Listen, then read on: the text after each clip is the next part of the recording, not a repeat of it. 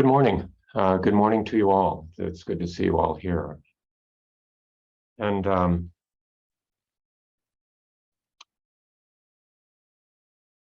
this morning, I would like to start our discussion about a writing of Zen Master Dogen's, which we haven't talked about in a long time, and I think it just gains new perspective in light of what we've been discussing recently about samsara and release from samsara. But this writing is called the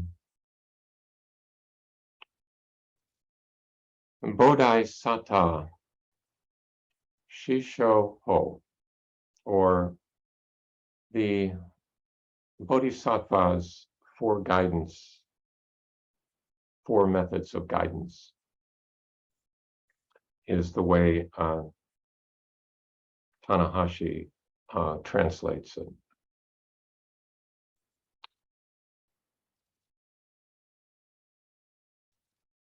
So we've been discussing samsara and these 6 dukkha-filled realms that are really orchestrated by attachment, aversion, and delusion, greed, hatred, and confusion or delusion. And in our prior discussions, we've also mentioned that maybe we could create some more realms that are dukkha-filled and give them a name as well. But in any case, I think we're all familiar with recurrent suffering and distress that arises in the mind. And in early Buddhism, the archetype for dealing with this was that of the arhat, that of the person who could purify the mind and overcome attachment, aversion, and delusion, and freed of those, also be freed of dukkha, or suffering or distress.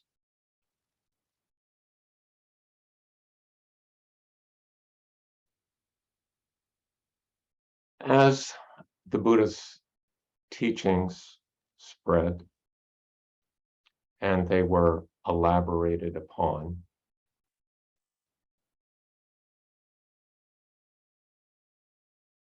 there was a trend toward impatience with that goal of being an arhat.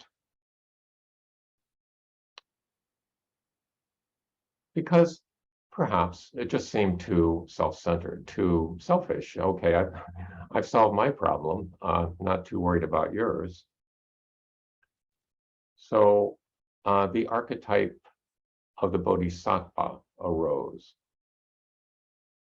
that of someone who was concerned with resolving one's own distress, but also that of others. And in the usual extravagant style of the Mahayana literature, the Bodhisattva vow included the vow to save all beings, a lofty goal. So how do we go about saving all beings? And that's the topic of this relatively short but dense fascicle that Dogen wrote. And it's the kind of thing that you could spend weeks on talking about and thinking about, but we're going to kind of compress it and give a summarized version. In part because we're going to be taking a break during the month of August, and it'll just give food for thought during that period of time. So we'll cover these 4 methods of guidance that Dogen recommended. No, the other, about 2 weekends ago when it was very hot, I was down on Del Mar, picking up a couple things at United Provisions, that store down there that is a lot of Asian shoppers there, as well as students and various people from the neighborhood. But I noticed across the street as I came out, there on the sidewalk next to the AT&T building, there was a table set up, and there was a couple. There was a sort of European-looking man and an Asian-looking woman, both somewhat elderly. And the man was wearing a white shirt and tie, and the woman had sort of a full-length dress on. Really kind of, they stood out a bit when everybody else was wearing t-shirts and shorts because it was so hot. And on the wall behind the table between them, there was a poster, and I could see from across the street that half of the poster was in Chinese characters and half of it was in English. But I couldn't really tell much more from that, from that distance. They had some literature on the table, so I thought, well, I'll just go see what they're up to. So I crossed the street, and it turned out, as I got closer, I could see just at the bottom of the poster the initials JW. So I knew that they were Jehovah's Witnesses, and then it was all starting to make a bit of sense.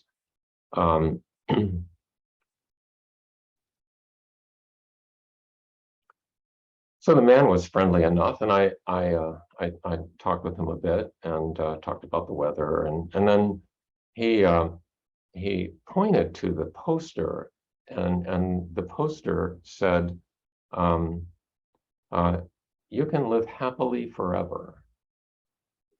You can live happily forever." And then the man said, "Wouldn't you like to live happily forever?"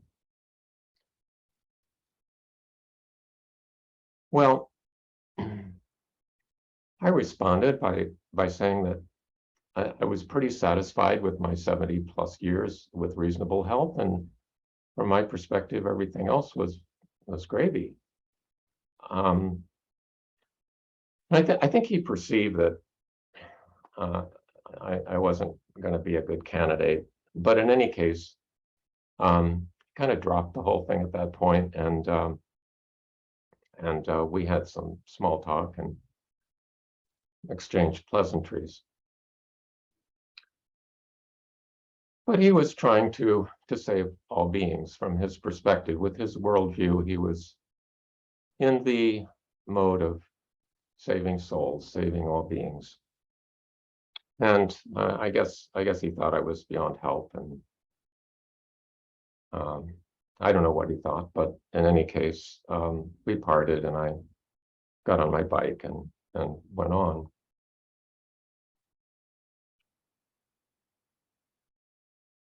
So that's sort of the modus operandi for Jehovah's Witnesses, as I understand it, is to try to share the gospel in that way. But what does a Bodhisattva do to save all beings? And that's the topic of this little fascicle. Now, as with most of Dogen's writings, he doesn't make it up out of whole cloth. He often takes a sewn garment and makes something sort of fantastic out of it. But these 4 items that he's talking about, this list of 4, actually is seen in some form in the early Buddhist teachings in the Pali Canon. And it speaks to the Buddha's concern about relationships within the Sangha of monks, and also being inviting for people to join their Sangha so that it can enlarge. So that the one little sutta that is included in the Pali Canon goes like this. Bhikkhus, monks, mendicants, there are 4 means of sustaining a favorable relationship among the monks. What 4?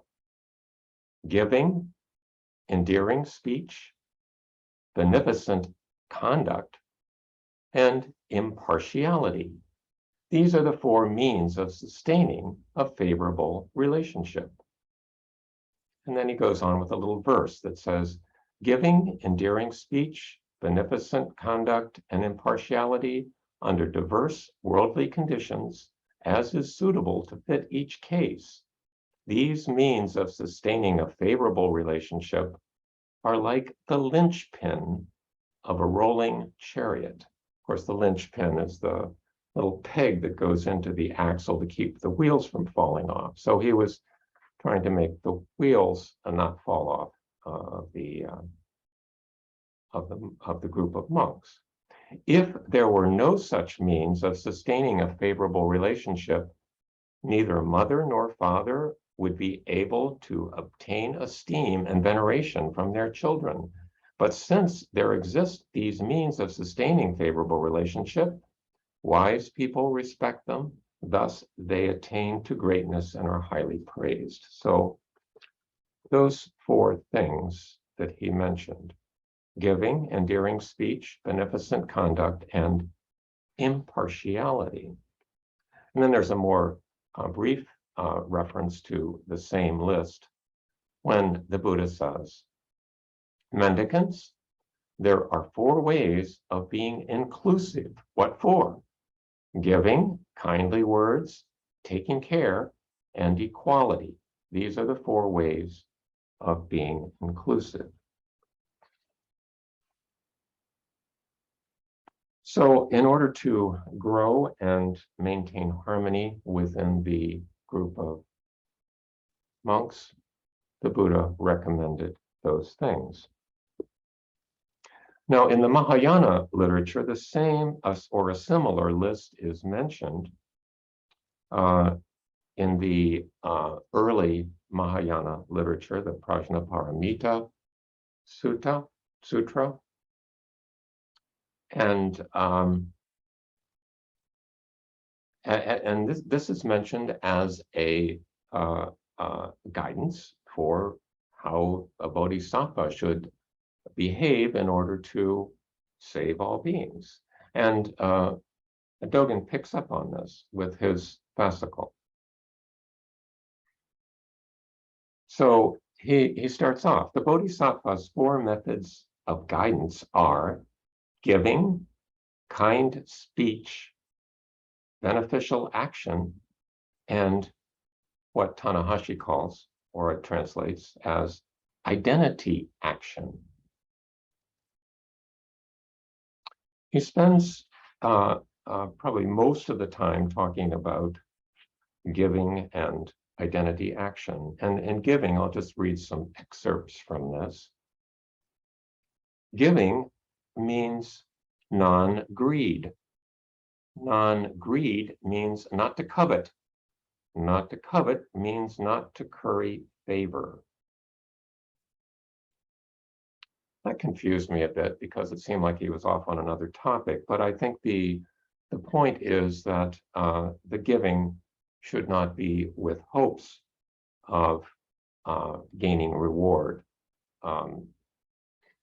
by currying favor, but it should be without expectation of reward. Non-greed means not to covet. And then farther down he says, Buddha said, when a person who practices giving goes to an assembly, people take notice. You should know that the mind of such a person communicates subtly with others. Therefore, give even a phrase or a verse of the truth.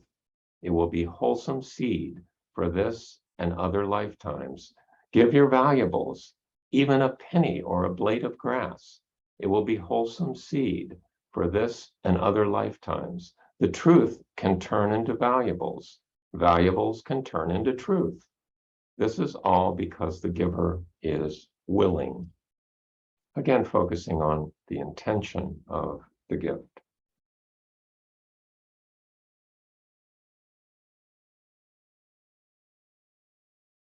And Dogen says, Buddha said, if you are to practice giving to yourself, how much more so to your parents, wife, and children?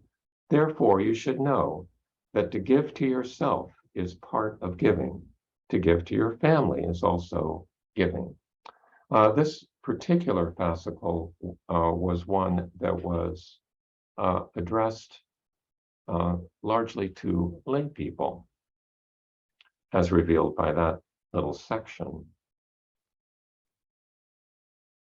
And then he goes on, the mind of sentient beings is difficult to change. You should keep on changing the minds of sentient beings from the first moment that they have one particle to the moment that they attain the way. This should be started by giving. Mind is beyond measure. Things given are beyond measure. Moreover, in giving, mind transforms the gift, and the gift transforms mind.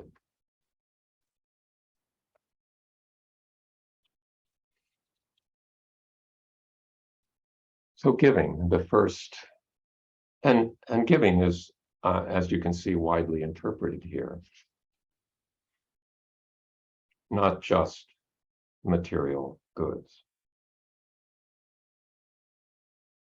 And actually, it almost contains the second guidance, which is kind speech.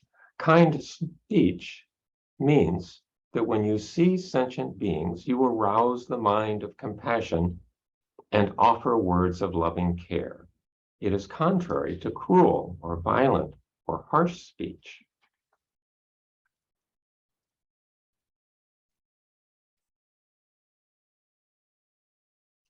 Praise those with virtue, pity those without it. If kind speech is offered, little by little, virtue will grow. You should know that kind speech arises from kind mind, and kind mind from the seed of compassionate mind. You should ponder the fact that kind speech is not just praising the merit of others. It has the power to turn the destiny of a nation.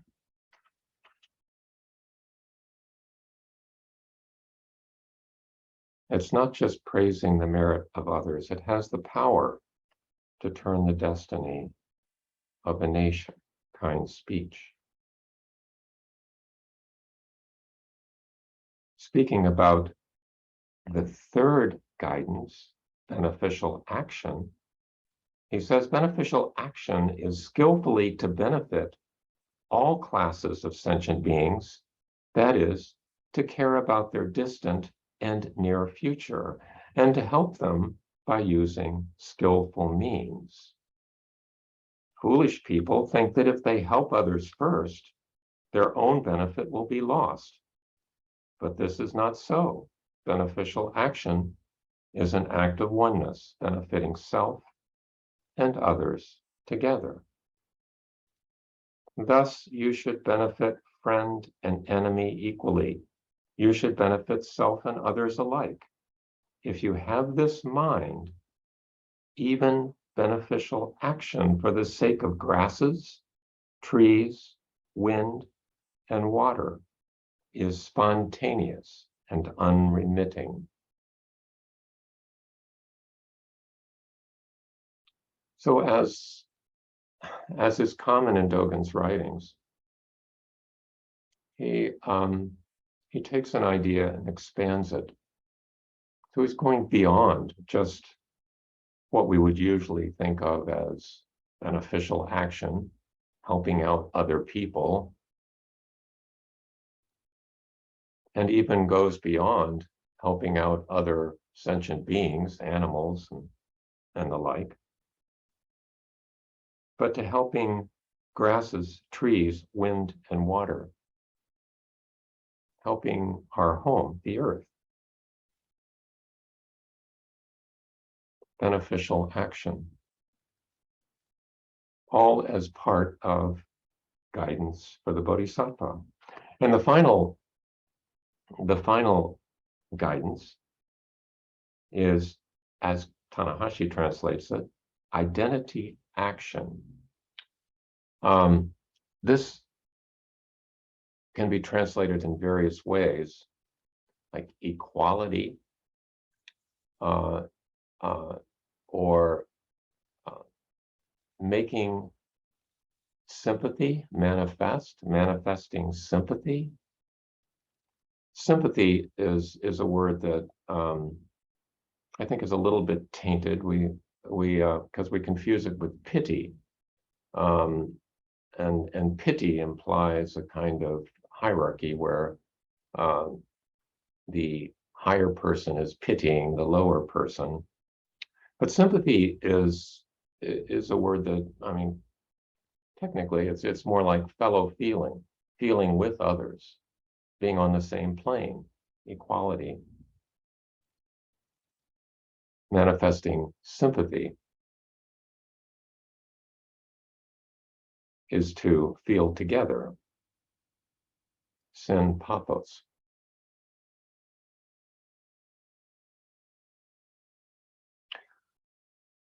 But I'll read Tanahashi's translation here, which is, identity action means non-difference.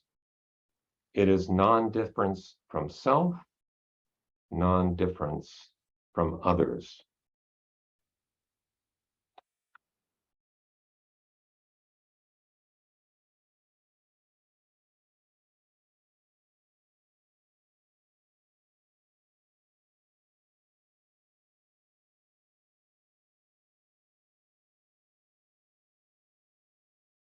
Action means right form, dignity, correct manner.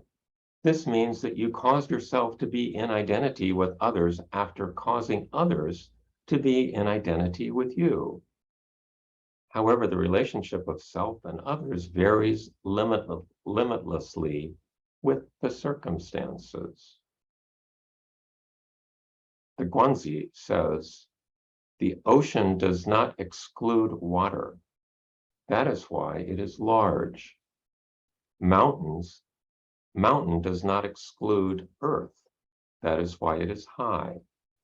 A wise Lord does not exclude people.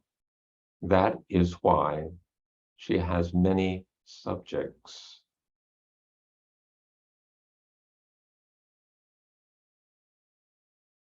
The Guanzi is actually a Chinese text that is pre-Buddhist. It goes back to about the 7th century BC in China, and was sort of a guide for political leaders.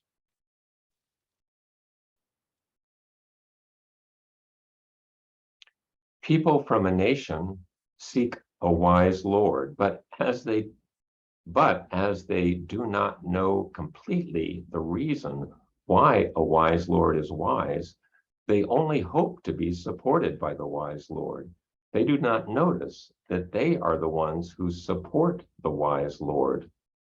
In this way, the principle of identity action is applied to both a wise Lord and all the people.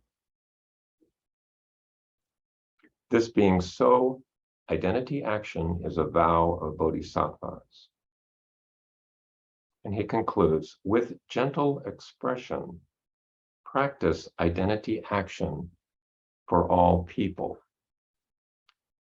A more literal translation of that last sentences. We should face all things only with gentle faces. We should face all things only with gentle faces.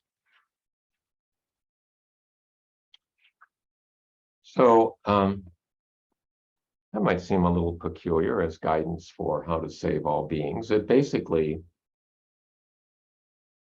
as I read it, reflects just practice, just practice right view, right intention, right speech, right action, right livelihood. Just practice, be an example. That is how one saves all beings. So there's no real division between practice and proselytizing. In fact, there is no proselytizing. There is just practice.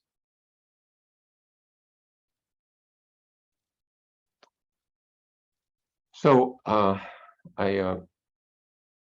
that's sort of a very quick run through of a rich text, I think, and I'll leave it there so there's time for discussion. But how does that sound? Does that ring true? Is this a way to save all beings? Is this really what the Bodhisattva vow is about?